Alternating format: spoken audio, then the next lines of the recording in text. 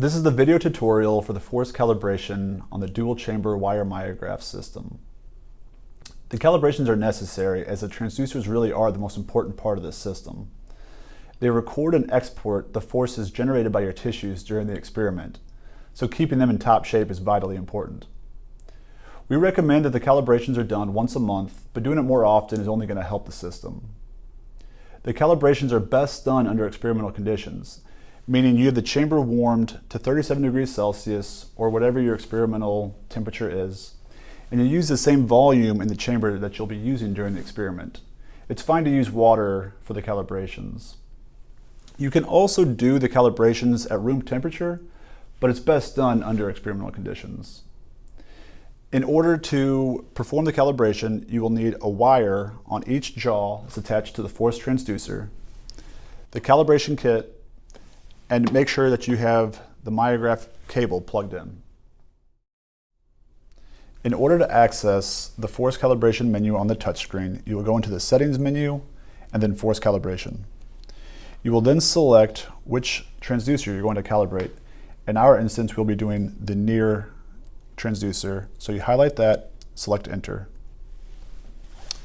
This will tell you that it's a 6-step process and to follow the instructions on the user manual. However, instructions are provided on the touchscreen. You can select next step to go to step 2, which asks you to place the calibration bridge and T-balance on the myograph. You will see that the calibration bridge has 2 feet, but these should both be on the chamber itself. You will also see that there is a hole with slots on the side, and this should go over the chamber that you're going to calibrate. So we'll place this over the near transducer. We will then take our T-balance and drop this into the hole on the bridge and use this plate to fit into those grooves. When you drop this in, you should drop it into the rectangle made between the wire that's on the jaw and the jaw itself. Once you have it in that rectangle, you can draw it forward until you engage the wire and then back it off until you see that it's freely moving. The ideal location is just behind the wire without touching it. Once you have the bridge and T-balance in place, you can go to step 3. Step 3 asks you to turn on heat for the calibration. As mentioned before, it's best done at experimental temperatures. However, it takes about 20 minutes for the chamber to warm up to 37 degrees Celsius. You do not want to do the calibration while it's heating, so you should either turn this on earlier, about 20 minutes before you start, or leave it off for the calibration.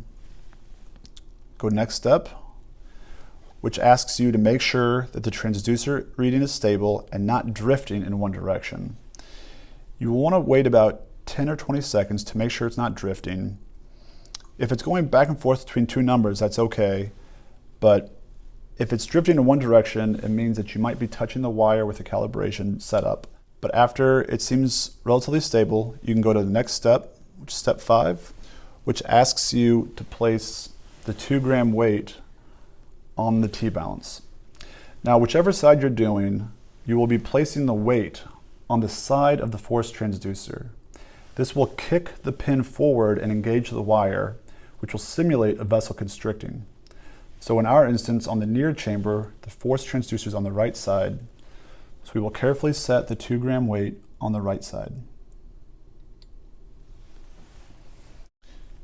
You will give this about 10 or 20 seconds to stabilize before going to the final step. The reading should be right around 9.81 plus or minus 0.1 millinewtons. If you're in that range, which we are today, you can go to next step to lock in the calibration before you remove the weight or the calibration bridge. That concludes the force calibration procedure. You can then remove the weight and the calibration bridge. For more information, please refer to the 420A user manual or additional resource videos found on the DMT website.